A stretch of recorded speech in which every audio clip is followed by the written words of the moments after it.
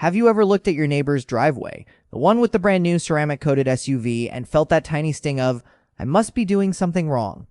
We've been conditioned to believe that in America, success looks like a six-figure salary, a suburban mortgage, and a credit score high enough to buy whatever we want.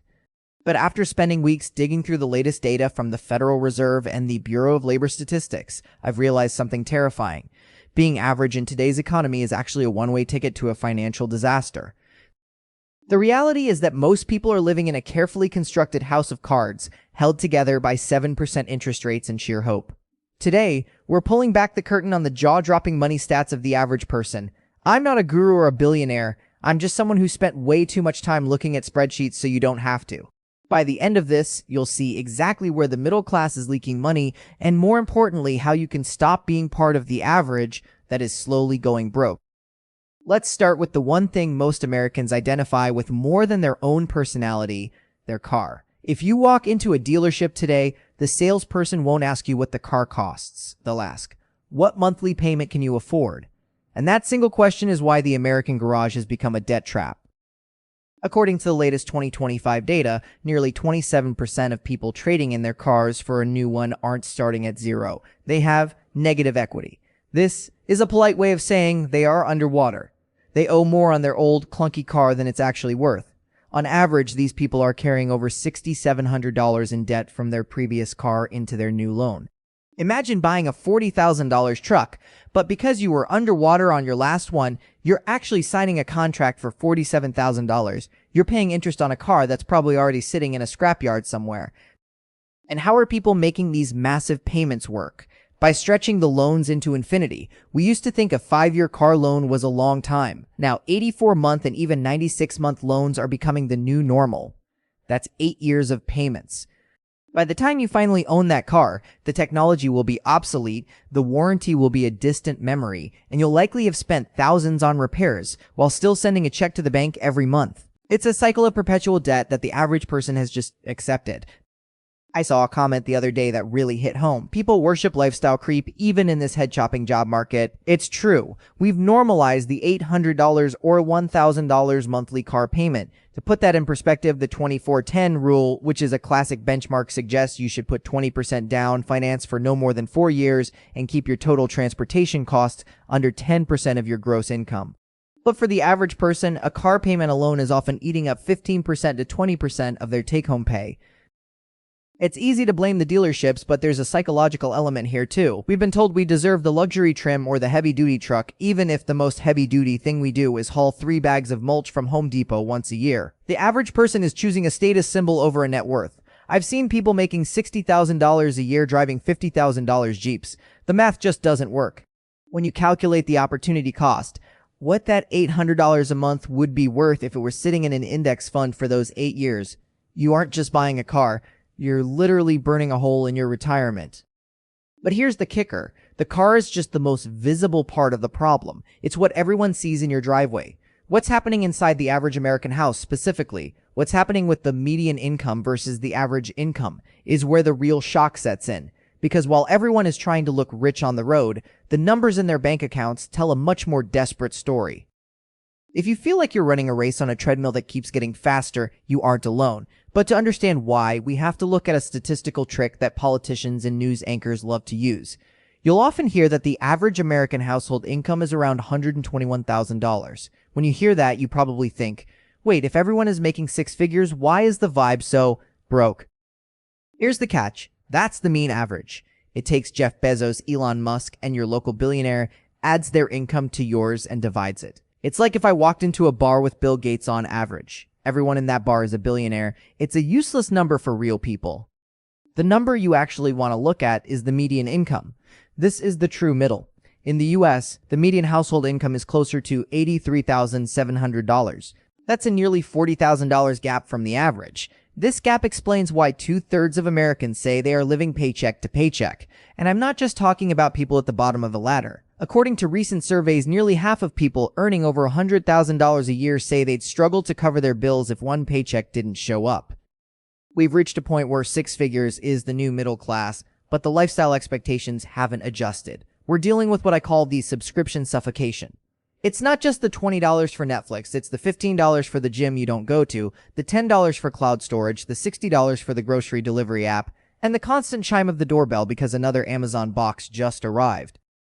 As one person pointed out in the comments of a data report I was reading, people live in a fantasy land when it comes to debt. We've replaced actual wealth with the convenience of wealth. We use DoorDash because we're too tired to cook, not realizing we just paid $45 for a cold burrito that should have cost $12. The average person is trading their future financial freedom for 15 minutes of saved time today. This leads us directly into the engine room of the American struggle. Credit card debt. Total credit card debt in the U.S. recently crossed the $1.1 trillion mark.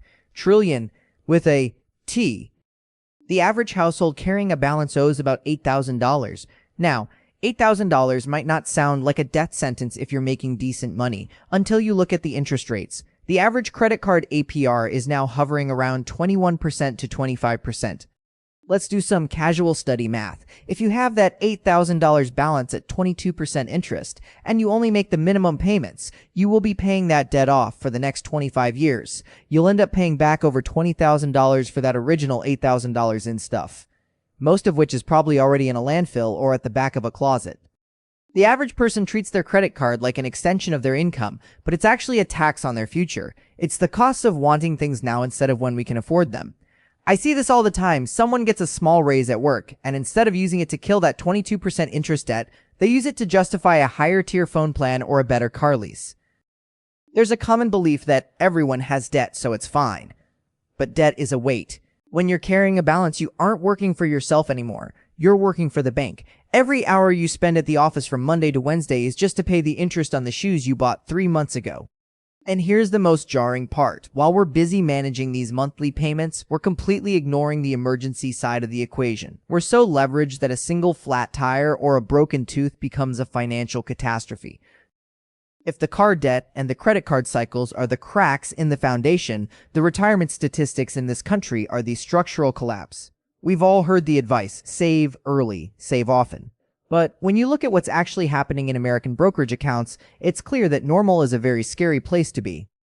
According to the Federal Reserve's survey of consumer finances, the median net worth for Americans under the age of 35 is about $14,000. Now, if you're 22 and just starting out, $14K might feel like a decent start. But remember, net worth includes everything: your car's value, the $200 in your sock drawer, and your $401k. When you factor in student loans, which, as one commenter pointed out, can easily balloon to $80K plus, many people in their 30s are actually walking around with a negative net worth. They don't just have zero, they are in a hole and still digging. As we get older, the numbers don't magically fix themselves. The average person retiring at age 61, which is the median retirement age, now has about $88,000 in their nest egg. Let's think about that. If you follow the 4% rule, the standard for how much you can safely take out of your savings each year, that $88,000 would give you a grand total of $3,520 per year. That's less than $300 a month. Unless you plan on retiring in a cardboard box and eating air for dinner, that's not a retirement plan. It's a crisis. The common response I hear is, well, I'll just live on Social Security. But here's a fun fact that isn't very fun. Social Security was never intended to be a person's sole source of income. It was designed to be a safety net, replacing about 40% of your pre-retirement earnings. For the average person, that's not enough to cover property taxes and health insurance, let alone a trip to see the grandkids. And this is where the middle-class trap becomes a cage. We spend our 30s and 40s paying for the cool stuff. The kitchen renovations that cost $26,000, the weddings that cost $30,000, the SUVs we discussed earlier. We tell ourselves, I'll catch up on retirement later, because age 60 seems like an eternity away. But as the data shows, later arrives very fast, and it arrives with an empty bank account. I saw a comment from someone in their 50s who said they were terrified, because they realized they spent their peak earning years funding their lifestyle instead of their freedom. It's a silent crisis because nobody talks about it at dinner parties. We talk about our new gadgets, not our lack of a Roth IRA balance. The average person is essentially working 40 years of their life to reach a finish line where they still can't afford to stop working. Now, I don't want this to be a doom and gloom session. I promised you extreme value, and this next part is the single most important thing I learned while studying these stats. It's the one piece of math that can actually change your life, regardless of what the average person is doing. Most people who want to get rich focus on the wrong thing. They spend hours researching the next big stock, looking for a 10% or 15% return, or trying to find the perfect crypto coin. They think the rate of return is the secret sauce. But the data shows that especially in the first 10 to 15 years of your journey, your savings rate is infinitely more important than your investment return. Let's look at a comparison between two people, Investor A and Investor B. Investor A is a high saver. They aren't a genius investor. They just put their money in a boring savings account or a very conservative fund getting a tiny 1% return, but they're disciplined. They save 10% of their income every year. Investor B is a pro trader. They are getting a massive 10% return, which is 10 times better than Investor A. However, they love their stuff, so they only manage to save 5% of their income. Who do you think hits the $100,000 milestone first? Most people guess Investor B because of that 10% return.